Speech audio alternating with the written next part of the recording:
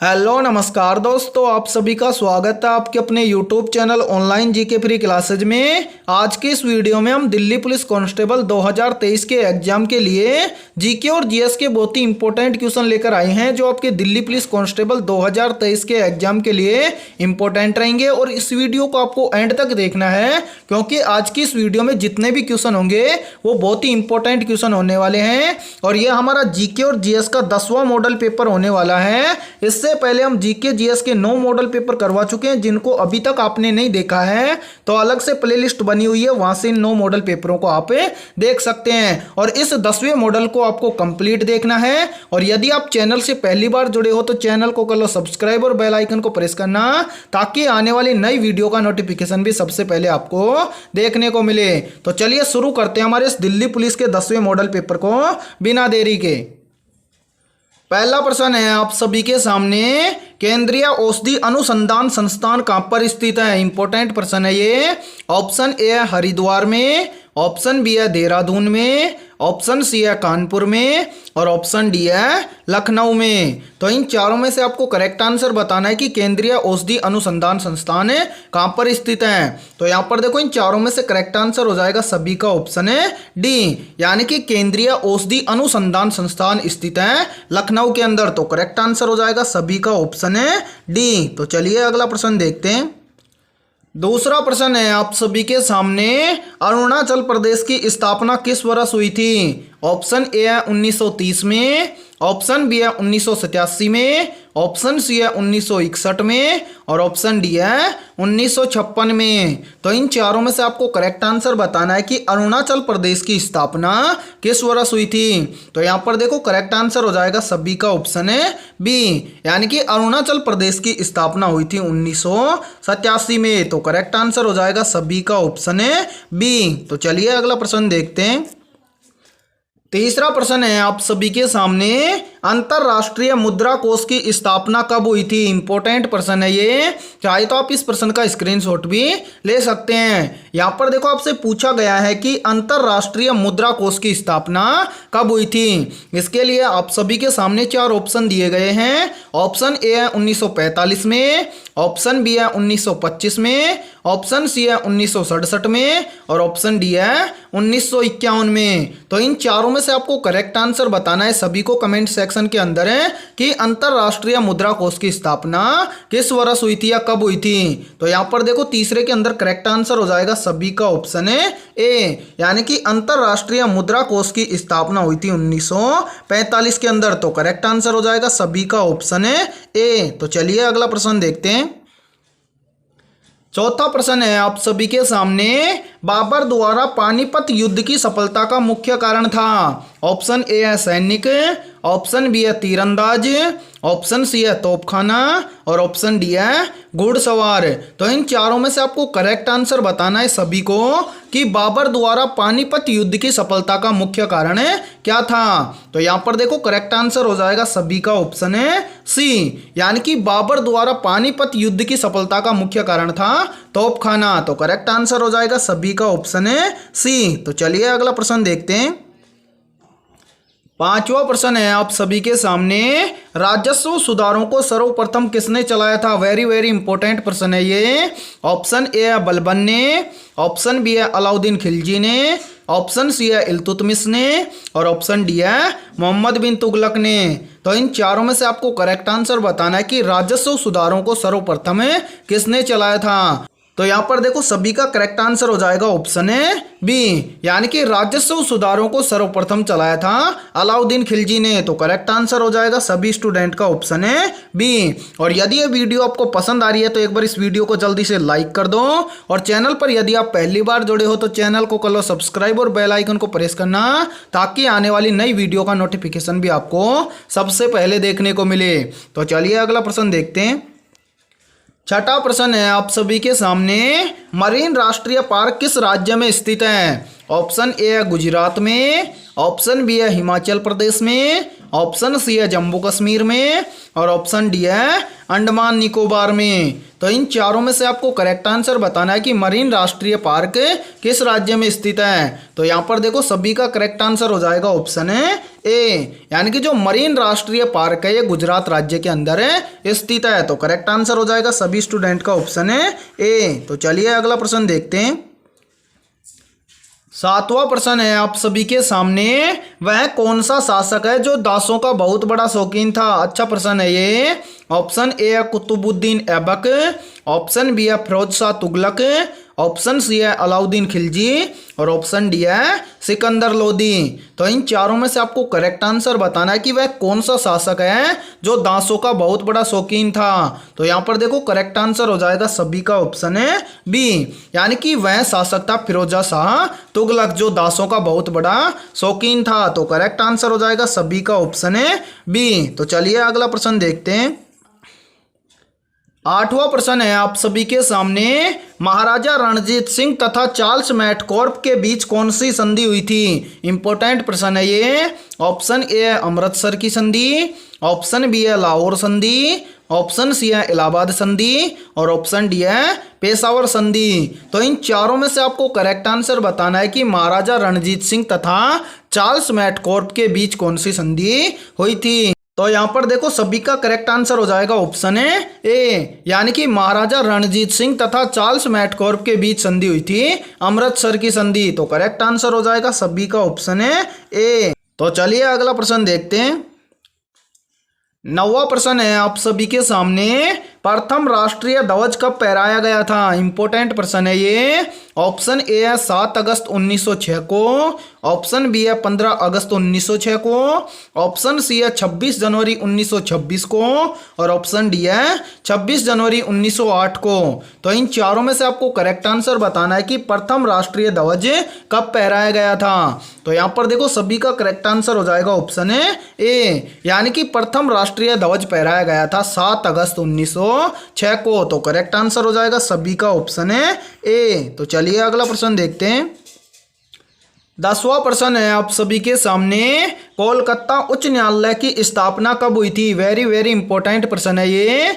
Option A है 1796 में, option B है 1862 में, ऑप्शन सी है 1896 में और ऑप्शन डी है 1898 में। तो इन चारों में से आपको करेक्ट आंसर बताना है कि कोलकाता उच्च न्यायालय की स्थापना कब हुई थी। तो यहाँ पर देखो करेक्ट आंसर हो जाएगा सभी का ऑप्शन है बी, यानी कि कोलकाता उच्च न्यायालय की स्थापना हुई थी 1862 में। तो करेक्ट आंसर हो जाएगा सभी स्टूडेंट का ऑप्शन है बी। वीडियो पसंद आ रही है तो एक बार इस वीडियो को लाइक कर दो और आपके जितने भी दोस्त दिल्ली पुलिस की तैयारी करते हैं तो उसके पास भी इस वीडियो को शेयर करें। तो चलिए अगला प्रश्न देखते हैं। 11वां प्रश्न है आप सभी के सामने, विशाल समुद्री जहाज टाइटैनिक किस वर्ष डूबा था। इंपॉर्टेंट प्रश्न है ये भी। देखो यहां से प्रश्न पूछ लिया जाता है कि विशाल जहाज टाइटैनिक किस वर्ष डूबा था। ऑप्शन ए है 1906 में, ऑप्शन बी है 1912 में, ऑप्शन सी है 1918 में और ऑप्शन डी है 1924 में। तो यहाँ पर देखो करेक्ट आंसर हो जाएगा सभी स्टूडेंट का ऑप्शन है बी, यानी कि विशाल समुद्री जहाज टाइटैनिक डूबा था 1912 के अंदर। तो करेक्ट आंसर हो जाएगा सभी का ऑप्शन है बी। तो चलिए अगला प्रश्न देखते हैं। 12वां प्रश्न है आप सभी के सामने, चौधरी चरण सिंह हवाई अड्डा कहां पर स्थित है। ऑप्शन ए है अहमदाबाद में, ऑप्शन बी है लखनऊ में, ऑप्शन सी है चेन्नई में और ऑप्शन डी है कोलकाता में। तो इन चारों में से आपको करेक्ट आंसर बताना है कि चौधरी चरण सिंह हवाई अड्डा कहां पर स्थित है। तो यहाँ पर देखो करेक्ट आंसर हो जाएगा सभी का ऑप्शन है बी, यानी कि चौधरी चरण सिंह हवाई अड्डा स्थित है लखनऊ के अंदर। तो करेक्ट आंसर हो जाएगा सभी का ऑप्शन है बी। और याद रखना उत्तर प्रदेश की राजधानी है लखनऊ, ठीक है। तो करेक्ट आंसर सभी का ऑप्शन है बी। तो चलिए अगला प्रश्न देख लेते हैं। 13वां प्रश्न है आप सभी के सामने, गलेथा राष्ट्रीय पार्क किस राज्य में स्थित है। ऑप्शन ए है महाराष्ट्र में, ऑप्शन बी है आंध्र प्रदेश में, ऑप्शन सी है जम्मू कश्मीर में और ऑप्शन डी है अंडमान निकोबार में। तो इन चारों में से आपको करेक्ट आंसर बताना है कि गलेथा राष्ट्रीय पार्क किस राज्य में स्थित है। तो यहाँ पर देखो करेक्ट आंसर हो जाएगा सभी का ऑप्शन है डी, यानी कि जो गलेथा राष्ट्रीय पार्क है अंडमान निकोबार के अंदर स्थित है। तो करेक्ट आंसर हो जाएगा सभी स्टूडेंट का ऑप्शन है डी। तो चलिए अगला प्रश्न देखते हैं। 14वां प्रश्न है आप सभी के सामने, अन्ना अंतरराष्ट्रीय हवाई अड्डा कहां पर स्थित है। इंपॉर्टेंट प्रश्न है ये। ऑप्शन ए है अहमदाबाद में, ऑप्शन बी है लखनऊ में, ऑप्शन सी है चेन्नई में और ऑप्शन डी है कोलकाता में। तो इन चारों में से आपको करेक्ट आंसर बताना है कि अन्ना अंतरराष्ट्रीय हवाई अड्डा कहां पर स्थित है। तो यहाँ पर देखो करेक्ट आंसर हो जाएगा सभी का ऑप्शन है सी, यानी कि अन्ना अंतरराष्ट्रीय हवाई अड्डा स्थित है चेन्नई में। तो करेक्ट आंसर हो जाएगा सभी स्टूडेंट का ऑप्शन है सी। तो चलिए अगला प्रश्न देखते हैं। 15वां प्रश्न है आप सभी के सामने, विश्व जनसंख्या दिवस कब मनाया जाता है। ऑप्शन ए है 11 जुलाई को, ऑप्शन बी है 26 जुलाई को, ऑप्शन सी है 20 जून को और ऑप्शन डी है 21 जून को। तो इन चारों में से आपको करेक्ट आंसर बताना है कि विश्व जनसंख्या दिवस कब मनाया जाता है। तो यहाँ पर देखो सभी का करेक्ट आंसर हो जाएगा ऑप्शन है ए, यानी कि प्रति वर्ष 11 जुलाई को मनाया जाता है विश्व जनसंख्या दिवस। तो करेक्ट आंसर कर लेंगे सभी ऑप्शन है ए। तो चलिए अगला प्रश्न देखते हैं। 16वां प्रश्न है आप सभी के सामने, लोकसभा के पिता के रूप में कौन जाने जाते हैं। ऑप्शन ए है हुकुम सिंह, ऑप्शन बी है नीलम संजीव रेड्डी, ऑप्शन सी है रवि रॉय और ऑप्शन डी है जीवी मालवंकर। तो इन चारों में से आपको करेक्ट आंसर बताना है कमेंट सेक्शन के अंदर सभी को कि लोकसभा के पिता के रूप में कौन जाने जाते हैं। तो यहाँ पर देखो सभी का करेक्ट आंसर हो जाएगा 16वें में ऑप्शन है डी, यानी कि लोकसभा के पिता के रूप में जाने जाते हैं जीवी मालवंकर। तो करेक्ट आंसर कर लेंगे सभी ऑप्शन है डी। तो चलिए अगला प्रश्न देखते हैं। 17वां प्रश्न है आप सभी के सामने, ओजोन परत की मोटाई मापने वाली इकाई कौन सी है। ऑप्शन ए है डॉब्सन, ऑप्शन बी है लक्स, ऑप्शन सी है कैंडेला और ऑप्शन डी है क्यूरी। तो इन चारों में से जल्दी से बताओ करेक्ट आंसर क्या हो जाएगा। यहाँ पर देखो आपसे पूछा गया है कि ओजोन परत की मोटाई मापने वाली इकाई कौन सी है। तो यहाँ पर देखो करेक्ट आंसर हो जाएगा सभी का ऑप्शन है ए, यानी कि ओजोन परत की मोटाई मापने वाली इकाई है डॉब्सन। तो करेक्ट आंसर हो जाएगा सभी का ऑप्शन है ए। और इस वीडियो को एंड तक देखना है क्योंकि वीडियो के एंड में आपको बताना है कि आपके टोटल कितने क्वेश्चन है सही होते हैं। तो चलिए अगला प्रश्न देखते हैं। 18वां प्रश्न है आप सभी के सामने, संसद में बराबर वोट पड़ने पर निर्णायक मत कौन देता है। वेरी वेरी इंपॉर्टेंट प्रश्न है ये। और यहाँ पर देखो आपसे पूछा गया है कि संसद में बराबर वोट पड़ने पर निर्णायक मत कौन देता है। आप सभी के सामने 4 ऑप्शन दिए गए हैं और इन चारों में से आपको करेक्ट आंसर बताना है। तो जल्दी बताओ करेक्ट आंसर क्या हो जाएगा। यहाँ पर देखो ऑप्शन ए में दिया गया है कि भारत के मुख्य न्यायाधीश, ऑप्शन बी है प्रधानमंत्री, ऑप्शन सी है अध्यक्ष और ऑप्शन डी है राष्ट्रपति। तो यहाँ पर देखो इन चारों में से करेक्ट आंसर हो जाएगा सभी का ऑप्शन है सी, यानी कि संसद में बराबर वोट पड़ने पर निर्णायक मत देता है अध्यक्ष। तो करेक्ट आंसर हो जाएगा सभी का ऑप्शन है सी। तो चलिए अगला प्रश्न देखते हैं। 19वां प्रश्न है आप सभी के सामने, विक्रमादित्य के बाद में गद्दी पर कौन बैठा था। इंपॉर्टेंट प्रश्न है ये। ऑप्शन ए है स्कंदगुप्त, ऑप्शन बी है कुमारगुप्त प्रथम, ऑप्शन सी है राजाराम प्रथम और ऑप्शन डी है इनमें से कोई नहीं। तो इन चारों में से आपको करेक्ट आंसर बताना है कि विक्रमादित्य के बाद गद्दी पर कौन बैठा था। तो यहाँ पर देखो करेक्ट आंसर हो जाएगा सभी स्टूडेंट का ऑप्शन है बी, यानी कि विक्रमादित्य के बाद गद्दी पर बैठने वाला था कुमारगुप्त प्रथम। तो करेक्ट आंसर हो जाएगा सभी का ऑप्शन है बी। तो चलिए अगला प्रश्न देखते हैं। 20वां प्रश्न है आप सभी के सामने, भारतीय संविधान में शामिल स्मृति सूची किस देश के संविधान से लिया गया है। वेरी वेरी इंपॉर्टेंट प्रश्न है ये। ऑप्शन ए है जर्मनी के संविधान से, ऑप्शन बी है ऑस्ट्रेलिया के संविधान से, ऑप्शन सी है रूस के संविधान से और ऑप्शन डी है कनाडा के संविधान से। तो इन चारों में से आपको करेक्ट आंसर बताना है कि भारतीय संविधान में शामिल स्मृति सूची किस देश के संविधान से लिया गया है।